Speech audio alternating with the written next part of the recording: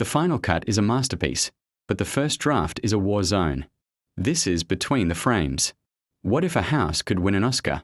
It sounds absurd, but in 2020, Bong Joon-ho's masterpiece, Parasite, swept the Academy Awards, and at the heart of its victory wasn't just the script or the performances, but a meticulously engineered piece of architecture. The Park family mansion isn't just a location.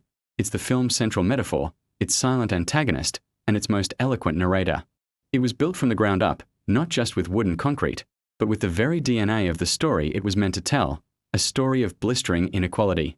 When you see the film's iconic comparison, the sprawling, sun-drenched estate of the Parks and the cramped, subterranean dwelling of the Kims, you're not just looking at two different homes. You're looking at two different worlds, separated by much more than just physical distance. You're looking at a blueprint for a takedown. To understand how this house became the film's narrative engine, we have to look at its architect, production designer Lee Ha-jun.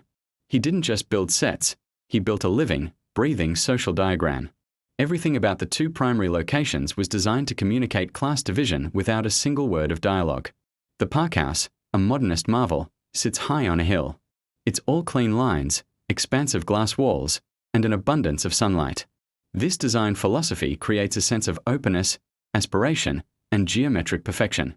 The space is filled with what designers call negative space, empty, uncluttered areas that signify luxury, the privilege of not needing to fill every corner with possessions.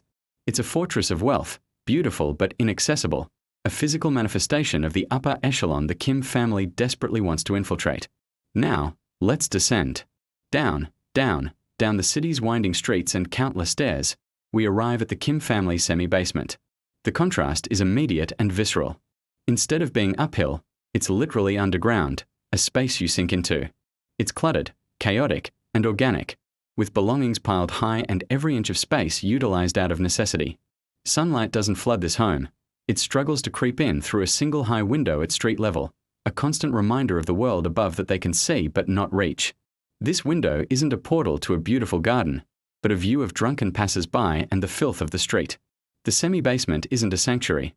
It's a trap, a physical representation of economic and social entrapment.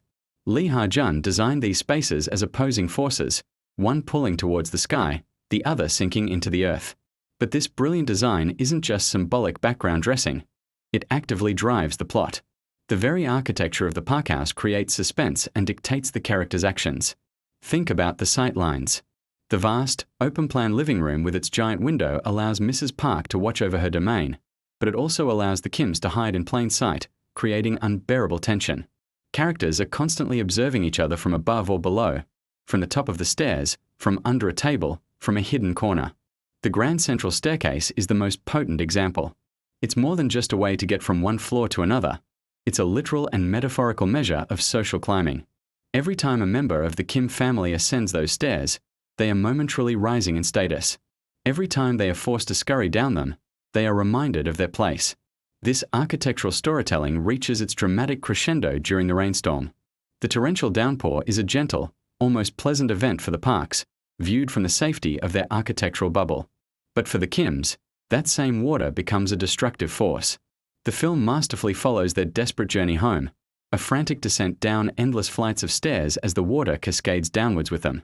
When they finally reach their semi-basement, it's not just flooded, it's being consumed. The water, flowing from the wealthy neighborhood above, physically enacts the social hierarchy. It's not a random natural disaster, it's the filth and sewage of the upper class literally drowning the lower class. The flooding is a visceral, gut-wrenching visualization of an economic system where the runoff from the rich inevitably submerges the poor. And just when you think the film has exhausted its architectural metaphors, it reveals its darkest secret. The descent doesn't stop at the Kim semi-basement. In the third act, we discover the Park House has a basement of its own, a hidden, subterranean bunker built by the home's original architect. This bunker is a grotesque mirror, a horrifying echo of the Kims' own living situation, but even more desperate, more hidden, more subterranean. It reveals another, even more deeply buried layer to this social hierarchy. There's always someone further down. This shocking reveal forces the characters, and the audience, to physically confront the architecture of class itself. The house is not just a home, it's a layer cake of secrets and oppression, with each level representing a deeper, more desperate state of existence. The discovery of this bunker is the point of no return. where the visual language of the house culminates in explosive, tragic violence. In the end, Parasite proves that production design, when wielded with this level of genius, is a form of screenwriting. The blueprint for the Park House was, in essence, the first draft of the film's narrative. Lee Ha-jun and Bong Joon-ho didn't just tell us about class conflict, they made us feel it in the clean lines of a modern mansion and the damp walls of a flooded basement. They built their themes of inequality, aspiration, and desperation into the very walls of their world, making them tangible and utterly inescapable.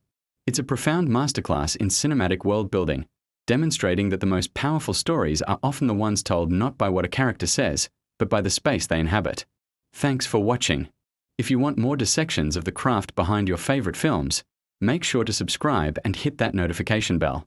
See you in the next frame.